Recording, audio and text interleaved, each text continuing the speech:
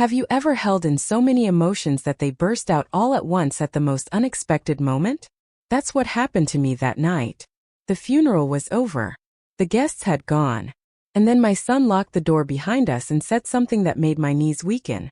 I never expected that moment to change our relationship forever. Before we dive into what really happened, I want to ask, where are you watching from? Are you tuning in from New York? Maybe from a quiet town in Ohio or somewhere out west like California? Let me know in the comments. I always love to see where my listeners are joining from. It makes me feel like I'm not telling this story alone. Now let me take you back to that night. The house was too quiet. You'd think after hosting over 30 people for a memorial service, I'd welcome the silence. But this quiet wasn't comforting. It was heavy. It pressed on my chest and made every breath feel a little harder than the last. My husband, Marcus, had just been laid to rest. 47 years together. It didn't seem real that he was gone. Jacob, my son, had been by my side through it all. From the hospital to the paperwork to the eulogy, he bravely gave even though his voice shook. He was the kind of son every mother prays for. Gentle, dependable, and kind. But there was something in his eyes that day, something that said he was holding back just like me. After the last of the family left, I went upstairs to my bedroom. I hadn't changed out of my black dress, the one with the lace sleeves Marcus always liked. My feet hurt, my back ached, but mostly my heart throbbed in a way I couldn't explain. I sat down on the edge of the bed and stared at the photo of Marcus and me on our 40th anniversary. He had such a proud smile on his face that day. I heard the creak of the stairs behind me. Jacob had come up quietly. He lingered in the doorway for a second before stepping in and gently closing the door. I heard the soft click of the lock. He stood there in his white shirt, sleeves rolled up, the top button undone. His tie was loose around his neck, and his eyes, those deep brown eyes, were focused on me with a look I couldn't quite place. "Mom," he said softly. "Can I talk to you?" "Of course," I replied, a little surprised. "Come sit." He didn't move right away. Instead, he walked over to the window, looked out into the dark, and then turned back to face me. "I need to say something I should have said a long time ago. And I need you to just listen." I felt a strange tightness in my stomach. I nodded slowly, unsure of what was coming. He sat beside me on the bed, closer than usual. I could feel the heat of his body. We didn't speak for a few seconds. Then he reached out and gently took my hand. It wasn't like when he was a little boy, clinging to me because he was afraid of thunderstorms. This was different. There was an intention behind it. "Oh wait. Losing Dad," he began, "made me realize how much time we let pass, how much we never say to the people we love." I felt my throat tighten. I squeezed his hand, not trusting my voice just yet. "There's something I've carried with me for a long time," he continued. "Feelings, questions, regrets, and now that it's just the two of us, I can't keep pretending they're not there." His words hung in the air like fog. I looked at him, really looked at him, the lines near his eyes, the tiredness, the grief, but also something else. Vulnerability. "Jacob," I whispered, "you can tell me anything. You know that." He took a deep breath. "That's just it, Mom. I don't know if I can because what I'm feeling, it's not what you'd expect. It's not what I expected." The room suddenly felt warmer. I could hear my heartbeat in my ears. My fingers trembled just slightly where they curled around his. "I'm scared you'll be hurt or ashamed or you'll never look at me the same way again." I pulled my hand from his only to cradle his cheek with it. "Jacob, nothing you say could ever make me love you less. You're my son." He closed his eyes for a moment, leaning into my palm like he needed that touch more than air. "I love Dad," he said. "I still do. But the truth is, I've been looking at you differently for a long time. Not in a way that's wrong or ugly, just different. You're not just my mom. You're a woman. A strong, beautiful, complicated woman who's carried this family through everything. And I've seen sides of you lately. How you cared for Dad, how you held yourself up.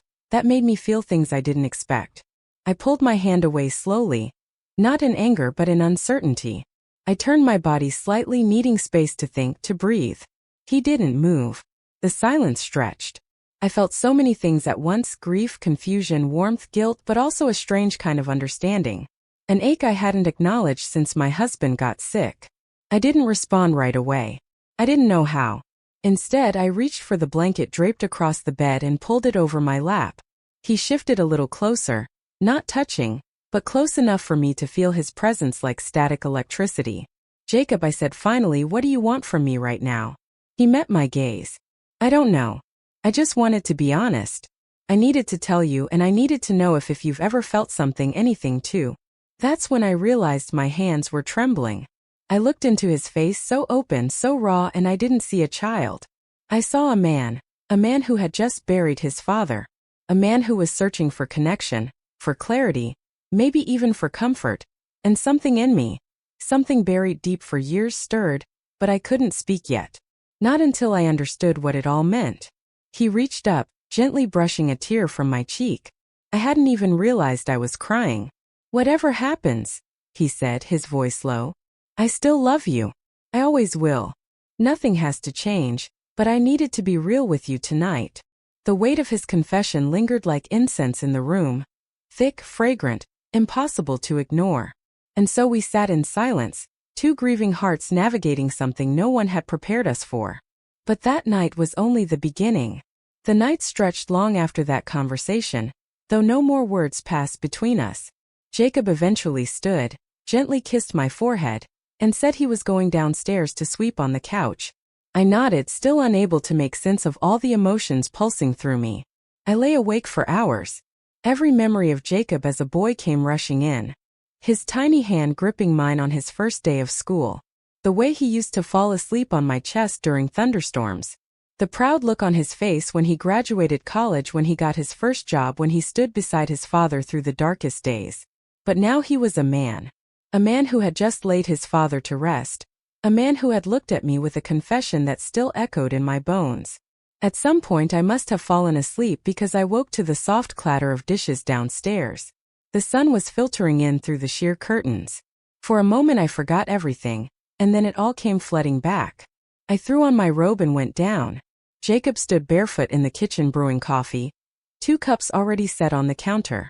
He turned when he heard me, offering a quiet smile that held both hesitation and hope. "Morning," he said softly. "Morning," I replied, my voice a bit hoarse. "You didn't have to make coffee. I wanted to thought we could talk. If you're ready," I nodded. "Let me just wash my face." When I came back, he was seated at the table, the morning paper untouched beside him. I sat across from him. The kitchen felt familiar, but something about it had shifted. Or maybe it was us who had changed. We sipped in silence for a while. Then I spoke. "Jacob, what you said last night, it caught me off guard. Not because I'm angry or upset. I'm not. But because I never thought we'd have a moment like that. A moment where everything inside gets cracked open." He looked at me carefully. "Do you hate me for saying it?" "No," I said quickly. "Never. You were brave to say it. Honest. I admire that." He let out a long breath like he'd been holding it since last night. I didn't want to keep pretending. I didn't want to just smile through our grief and go back to my life, always wondering if I'd missed something real between us.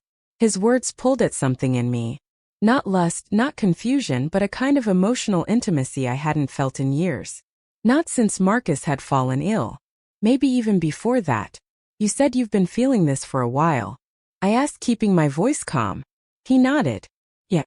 First I thought it was just admiration. Then during Dad's illness you were so strong, so present. There were nights I couldn't sleep and I'd lie in bed thinking about how much you carry and how beautiful you are when you're trying not to cry." I closed my eyes for a moment, taking in his words. No one had looked at me like a woman in a long time. Not really. Not since the early years of my marriage. Not since the weight of caregiving and life aged me faster than the calendar did. "I'm not who I was, Jacob." I said. "I'm 75. I'm a widow. I've got aches and tired bones. And you're still the most beautiful woman I know," he said, cutting me off. "And it's not about age or appearances. It's the way you talk to people. The way you listen, the way your hands comfort. That's what I see. That's what I feel drawn to." I didn't know what to say to that. My heart was racing again, just like it had the night before. And then he sent something that truly caught me off guard. "I remember one night," he said. Eyes down now, fingers tracing the edge of his cup. "I was 16. You had just come home from your shift. You didn't know I was awake. You were standing in front of the bathroom mirror, brushing your hair out of its bun. You looked so tired, but something about you in that moment, I don't know, stuck with me. I saw you not just as my mom, but as someone real, someone I wanted to protect too. That memory hit me like a wave. I remembered that night. I remember being too exhausted to even cry. I felt guilty, he continued, for years, for noticing, for feeling. But after Dad passed, I couldn't keep pretending it was just a passing thought. I reached across the table and placed my hand over his. I felt something last night, I admitted, when you took my hand. When you looked at me, I felt something stir in me, something I hadn't felt in a long time. But I didn't know what to do with it. I still don't. He looked up at me, his eyes a little red, a little glassy. You don't have to do anything, he said. I just needed you to know, because whatever happens, I need our bond to be real. Not one full of masks and silence. I gave his hand a gentle squeeze. I appreciate your honesty, Jacob. And I want you to know I don't see you differently. I see you more clearly. And maybe, just maybe, I see myself more clearly too. We sat there as the morning sun shifted, casting golden light on the walls that had heard so much, seen so much. Eventually, I stood and began tidying up the kitchen. Jacob helped. Our fingers brushed a few times. Nothing dramatic, but those touches lingered. That day passed quietly. No grand declarations, no decisions made. But something unspoken lingered between us, soft as a whisper. Later that evening, I heard a knock on my bedroom door. Just one knock, then silence. I opened it. Jacob stood there barefoot again, eyes filled with that same vulnerability. He didn't say a word, just stepped in and closed the door behind him. He locked it just like he did the night before. But this time I didn't feel afraid. This time I was ready to hear everything. The air in the room felt warmer, heavier, as if the walls themselves were holding their breath. Jacob didn't speak at first. He stood with his back to the door, his eyes scanning the room as though seeing it for the first time. My perfume still lingered faintly in the air, mingled with the quiet hum of the ceiling fan. The late evening light cast long shadows across the floor. I sat down on the edge of the bed just like the night before and waited. He took a slow step forward, then another. Finally, he stood in front of me close enough that I could feel the subtle tension in the air between us. Something fragile, something uncertain, something undeniably real. I didn't come in here to make anything harder, he said gently. But I couldn't sleep last night. I kept replaying our conversation in my head. Me too, I whispered. All day. He sat beside me, and for a few seconds neither of us moved. The only sound was the soft ticking of the clock on the dresser. It had belonged to Marcus, and now it seemed to be marking time for something none of us could have ever anticipated. Jacob looked over at me, his voice just above a whisper. Can I ask you something? Go ahead. He paused. Do you ever feel like you've been someone's wife and someone's mother for so long? You forgot how to be just you? His question struck a chord deep inside me. I nodded slowly. Every day he shifted slightly on the bed so he could face me more fully, because that's how I see you now. Just you, not in a disrespectful way, not to forget who you've been to me, but to finally see the woman who's always been underneath all that. I swallowed the lump in my throat. Marcus was a good man, I said, but in our later years we became routine. The spark faded, and then his illness changed everything. I became his nurse more than his partner. I gave up things, my own feelings, even my knees. I didn't complain, but I started to forget what it felt like to be touched, just to be cherished, to be seen. Jacob's hand rested on mine again, and this time I didn't pull away. His thumb moved in slow, reassuring circles across the back of my hand. You deserve to be seen, he said, and hurt and held. We both sat in that stillness, a quiet storm swirling just beneath the surface of our words. I looked over at him. You're grieving too, Jacob. You lost your father. I know, and I miss him. But I think I've been grieving longer than that. For years, actually, for everything unsaid between us, and for you, for how alone you seemed even when you were in the same room. Those words went straight through me. He had seen it, the loneliness, the quiet ache I thought I'd hidden so well. Jacob leaned in just slightly, his voice still low. I know there's a line between what we've always been and what this is. But there's something in me that needs to care for you, the way you've cared for everyone else your whole life. I felt his forehead brush lightly against mine. Not a kiss, just a gesture of closeness, a seeking. His hands moved to cradle mine gently, waiting. I didn't move away. I couldn't. Something inside me was unfolding. A part of me that had been dormant for decades. I felt vulnerable yet peaceful. Afraid but not of him. Afraid of how right it felt. I don't know what this means. I admitted. I don't know what it would look like beyond tonight. Doesn't have to be anything. He said. We're allowed to just feel, to honor this moment, to not be alone for one night. His arms wrapped around me then, carefully, respectfully. I rested my head on his shoulder, letting the years of loss, confusion, and exhaustion melt against the comfort of his embrace. We didn't rush anything. There was no desperation, no urgency, just closeness, gentle touches, long quiet pauses. We spoke in whispers about memories, his childhood, my early days with Marcus, the things we missed, the things we regretted, the things we never thought we'd say out loud. At one point, he reached up and tucked a strand of hair behind my ear. You're still so beautiful, he said. So radiant. I chuckled softly, brushing a tear from my cheek. I feel old. You're timeless to me. We lay side by side on the bed, not tangled, not frantic, just there together. His hand never left mine. I don't think I've ever felt more deeply connected to another human being than I did in that moment. And for the first time in a long while I felt cherished. Not for what I could give or do or fix, but simply for existing, for being seen, for being held. That night, we didn't cross any irreversible lines. But emotionally, we both knew something had changed. Something had grown between us that couldn't be unspoken.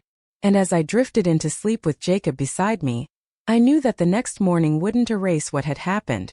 It would only ask us what came next.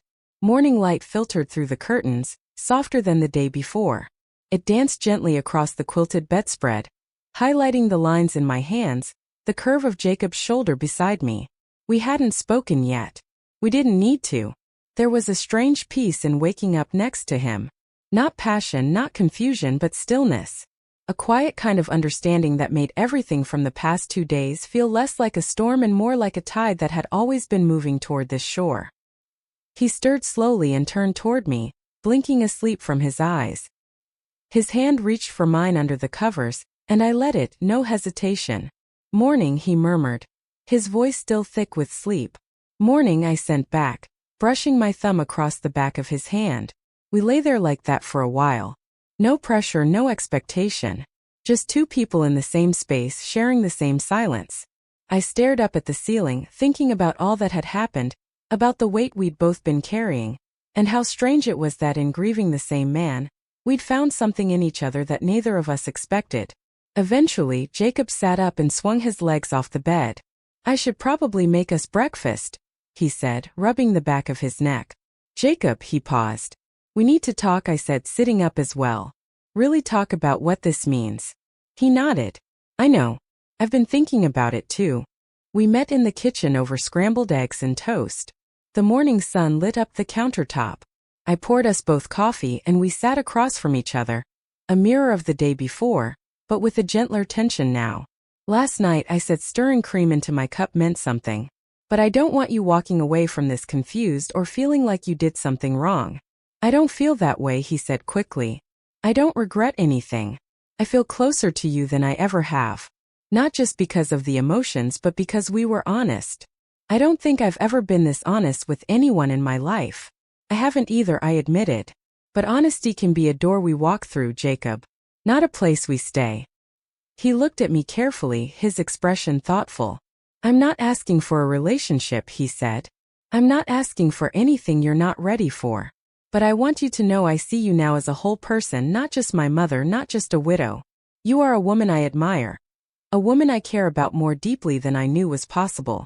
His voice shook a little near the end. I reached for his hand again. I feel it too, I said. But we also have to hold that feeling with care because what we shared last night came from grief, from love, yes, but also from vulnerability. He nodded. I know. We both needed something last night, I continued. Not just comfort, but connection. And while I don't regret it, I don't want us to pretend it didn't change things. Jacob looked away out the window where the garden bloomed. He used to help me plant tulips there when he was a teenager. He always liked the red ones best. I think what it changed, he said quietly, was how I see love. I spent years chasing the idea that love had to look a certain way. But last night showed me that love can be quiet, simple. Just two people holding space for each other when the world feels too heavy. I felt tears sting my eyes, not from sadness, but from recognition, from the truth of his words. I don't know what happens next, I said. Maybe we just go back to our lives. Maybe we carry this night with us, tucked away where it's safe.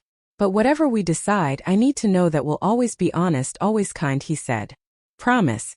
We spent the rest of that day together, not as mother and son in the conventional sense, but as two people healing. We cleaned up the last of the funeral flowers. We sorted through Marcus's things, laughed about old photos, cried over his favorite books. There was no tension between us, just a quiet knowing. When evening came, Jacob packed an overnight bag. He was heading back to his place in the city. As he stood by the door ready to leave, he turned to me. Can I hug you before I go? Always, I said. His arms wrapped around me tightly, longer than usual. I held him just as tightly. We didn't speak. We didn't need to. As he pulled away, he touched my cheek. You're stronger than anyone I know. And you're gentler than you think, I said back. He smiled. I'll call you when I get home. And then he was gone. The door closed behind him, and I stood in the hallway for a while, breathing in the silence. It didn't feel so heavy anymore. It felt full, as if the house still held pieces of the connection we shared. I went back to my room, sat on the edge of the bed, and looked at the same photo of Marcus and me I'd stared at just days ago. I smiled at it. Thank you, I whispered. Not because I was leaving him behind, but because he had brought me this far. Through all the pain, all the years, and somehow I'd left behind a son who could love me with a truth I hadn't known I needed. Some people will never understand what Jacob and I shared that night.